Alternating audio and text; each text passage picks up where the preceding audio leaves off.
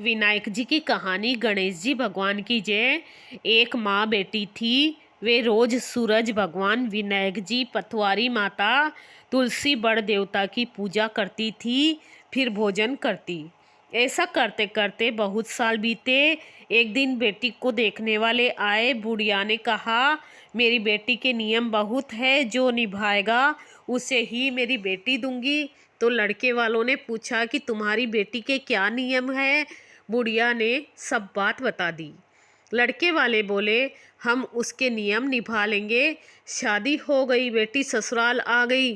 4-6 महीने नियम चलता रहा। एक दिन उसके घर में झगड़ा हो गया। सासू जिठानियाँ कहने लगी, ये बाद में आकर भी देव देव करती है, सारा काम हम ही क्यों करें। दूसरे दिन सवेरे छोटी बहू उठी, स्नान आदि करके पूजा को निकली। सासू जिठानी कहने लगी, कहाँ चली बहू, कल इतना झगड़ा हुआ देखा नहीं था क्या, घर के काम धंधे में ध्यान दो। बहू ने चोपड़ा रख दिया और महल में जाकर सो गई।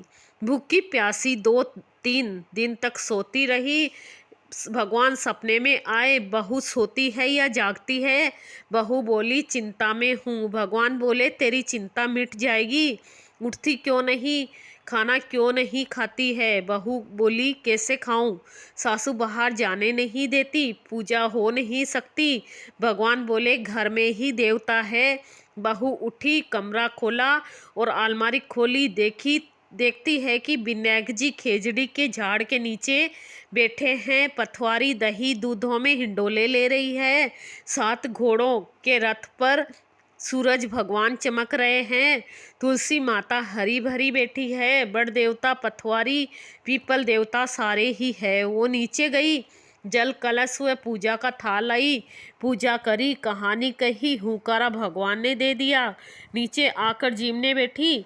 देवरानी जेठानी कहने लगी, रूठी रानी कौन मनावे, टुक टुक करती आप ही आवे, कहाँ गए तेरे नियम धर्म। बहू बोली, सब कुछ किया है, आप सब चलो, मैं आपको भी बताती हूँ। आगे आगे बहू, पीछे सब जने चले। कमरा खोल के अलमारी खोली तो देखा वहाँ 33 करोड़ देवी देवता विराजमान है।